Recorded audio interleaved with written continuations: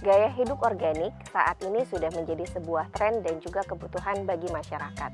Karena sayuran dan buah-buahan organik lebih sehat, lebih segar, dan juga bebas pestisida. Selain membeli, kita juga bisa menanam sendiri sayuran organik dari rumah. Dengan menanam sayuran organik sendiri dari rumah, maka kita akan menghasilkan sayuran yang segar, hasil panen yang berkualitas dari kebun kita bawa ke meja makan.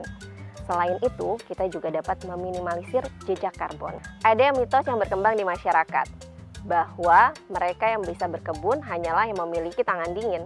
Padahal sebenarnya tidak ada istilah tangan panas atau tangan dingin. Setiap orang pasti bisa berkebun. Saya Britania Sari, saat ini saya berada di kebun belakang halaman rumah. Saya menggarap kebun belakang di halaman rumah di daerah Parung Panjang, Bogor Barat.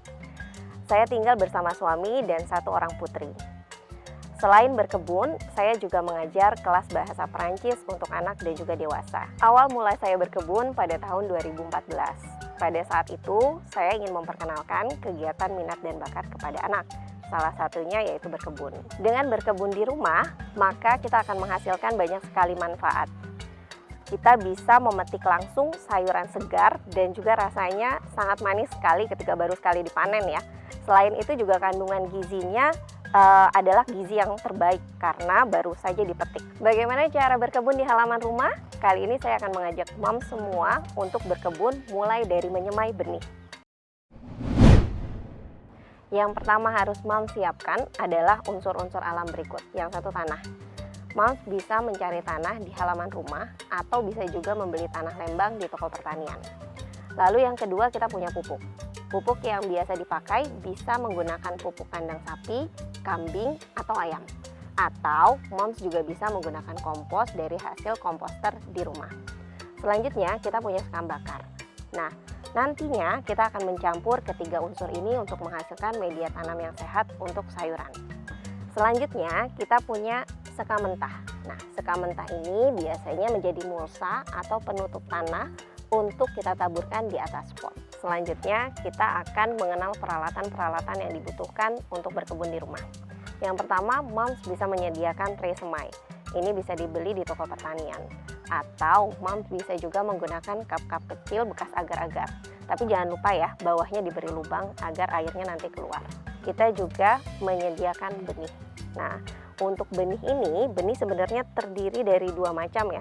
Ada benih yang ukurannya besar dan juga ada benih yang berukuran kecil. Lalu bagaimana perlakuan untuk kedua benih yang berbeda ukurannya? Untuk benih-benih yang berukuran besar seperti kangkung ini, moms bisa merendam dahulu benihnya di air hangat selama kurang lebih 6 jam. Lalu setelah lunak, baru setelah itu kita taruh di pot. Kemudian kita punya peralatan yang lainnya, yaitu moms bisa menyediakan skop dan juga penggaruk untuk tanah. Terakhir, kita punya stik penanda. Di sini moms bisa menuliskan nama tanaman dan juga tanggal tanamnya. Dengan kita menuliskan tanggal tanam, maka nanti kita akan mengetahui usia si tanaman. Jadi kita tahu waktu untuk pemupukan dan juga waktu untuk panen tanaman tersebut.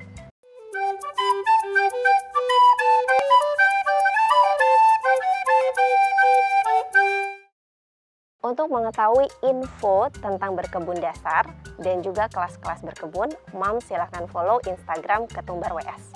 Di Instagram Ketumbar WS, moms bisa mengikuti kelas-kelas berkebun dasar, kelas mengompos, kelas memelihara hewan seperti ayam atau ikan, dan juga sebagainya.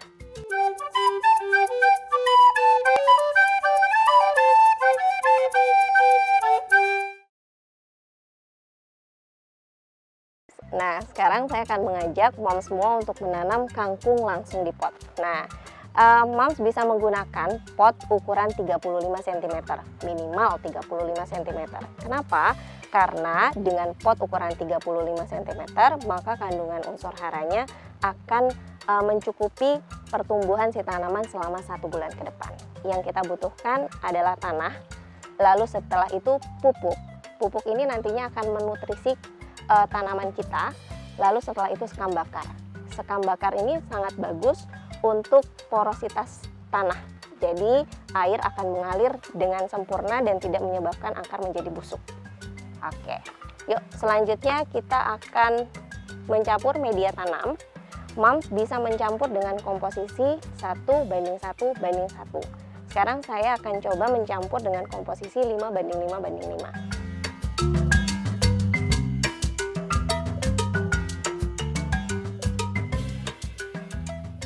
Ketiga unsur ini yaitu tanah, pupuk kandang, dan sekam bakar baik untuk pertumbuhan sayuran. Oke.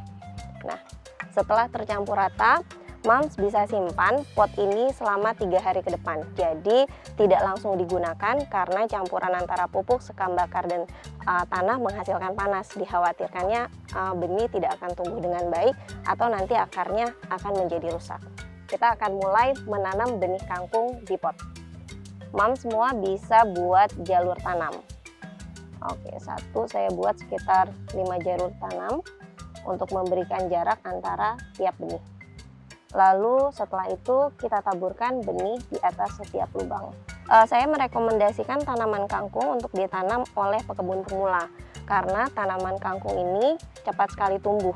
Jadi sekitar 3 hari dia sudah muncul tunas, dan juga selain itu perawatannya mudah. Dan yang terakhir, cepat dipanen. Jadi kangkung bisa dipanen di hari ke-21 atau 30. Nah, jangan lupa beri identitas tanaman, kangkung, dan tanggal tanamnya. Yang terakhir, kita menaburkan mulsa sekam mentah di atas tanah.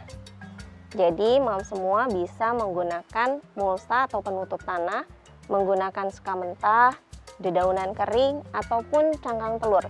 Jadi kalau misalnya punya telur habis masak, cangkangnya jangan dibuang, tapi dibersihkan lalu ditumbuk. Nah, tumbukannya nanti bisa digunakan untuk penutup tanah. Nah, mulsa ini merupakan salah satu unsur yang penting juga dalam tumbuh kembang si tanaman, karena ketika tanah tertutupi, maka unsur hara akan terjaga dan juga kandungan air akan terjaga. Setelah itu, pot yang sudah kita tanami, kita bisa simpan di tempat yang teduh dan tidak terkena air hujan. Lalu, sekitar 3 hari kemudian, nanti akan muncul tunas. Nah, kalau sudah muncul tunas, Moms wajib memindahkan pot ini ke tempat yang terkena sinar matahari, agar pertumbuhan tanaman maksimal. Setelah tadi kita menanam kangkung, selanjutnya kita akan menyemai benih sawi dan juga sunflower. Kita tidak membutuhkan 3 unsur, tapi hanya 2 unsur saja Moms, yaitu pupuk kandang dan juga sekam bakar. Komposisinya masih sama, 1:1. Yuk, sekarang kita buat media tanam untuk menyemai ya. Oke, kenapa sih untuk menyemai media tanamnya hanya 2 tanpa tanah? Karena ketika kita menyemai, itu hanya membutuhkan waktu sekitar 2-3 minggu. Jadi dengan campuran sekam bakar dan pupuk kandang itu sudah mencukupi untuk kebutuhan si bibit di awal pertumbuhannya. Setelah media tanam tercampur, selanjutnya kita akan memasukkan ke dalam tray semai. Moms semua bisa menyediakan tray semainya, lalu setelah itu kita akan masukkan campuran antara pupuk dan sekam bakar. Tidak usah terlalu penuh, cukup di sebelum bagian atas tray saja.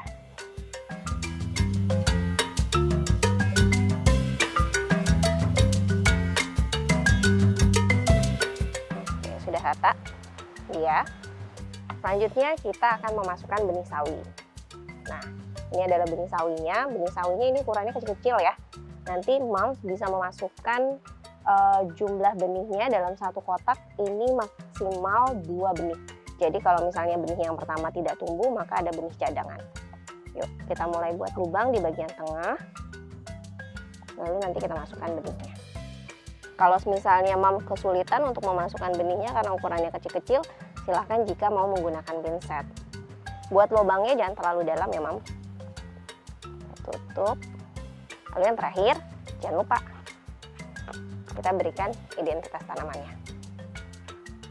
Nah, sama seperti benih kangkung ketika tadi kita menanam kangkung, tray ini sebaiknya ketika di awal-awal kita letakkan di tempat yang teduh dan jangan terkena air hujan.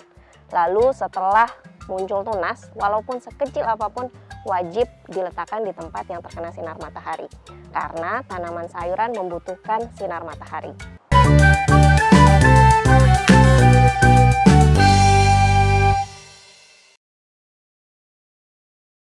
Buat moms yang ingin mulai bertanam seperti saya, bisa membeli benih organik non-GMO di Kecipir.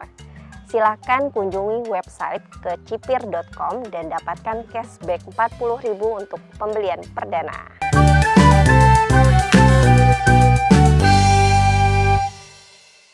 Setelah kita menanam sayuran, saya akan mengajak moms untuk menanam bunga. Ini salah satu bunga favorit saya, yaitu bunga matahari.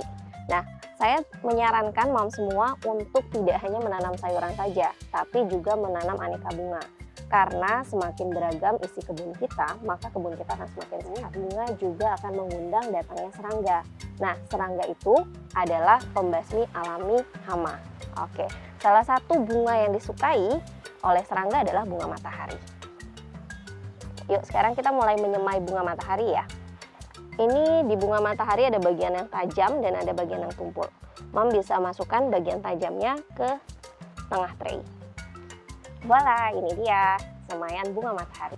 Kita tadi sudah menyemai kangkung, sawi, dan juga bunga matahari. Lalu setelah itu tahapannya bagaimana? Mom semua bisa meletakkan tray di tempat yang teduh. Lalu nanti setelah itu tetap dilakukan penyiraman selama 2 kali dalam sehari. Nah, untuk penyiraman, tips dari saya adalah jika disiram pada pagi hari, maka usahakan menyiram di bawah jam 9 ketika cuaca masih adem gitu ya. Lalu atau di sore hari di atas jam 4. Lalu setelah itu, jika benih sudah muncul tunas, moms bisa pindahkan tray ini ke tempat yang terkena sinar matahari. Nah, setiap benih memiliki usia tanam yang berbeda-beda. Untuk tanaman kangkung, sawi, dan sunflower, ini usia tanamnya sekitar 3 hari sampai 5 hari. Oke, kenapa sih benih ada yang tumbuh dan ada yang tidak? Sebenarnya faktornya banyak ya. Yang pertama bisa jadi karena kualitas benihnya yang menurun, atau benihnya terendam terlalu banyak air gitu, sehingga benihnya rusak. Nah, jadi jangan khawatir, itu bukan karena masalah tangan panas atau tangan dingin. Tenang saja, mom tinggal sulam saja benihnya. Mudah kan moms berkebun di rumah? Selanjutnya, kita akan repotting bibit-bibit yang sudah tumbuh. Ikuti terus series Organic Moms di YouTube channel Kecipir Organik.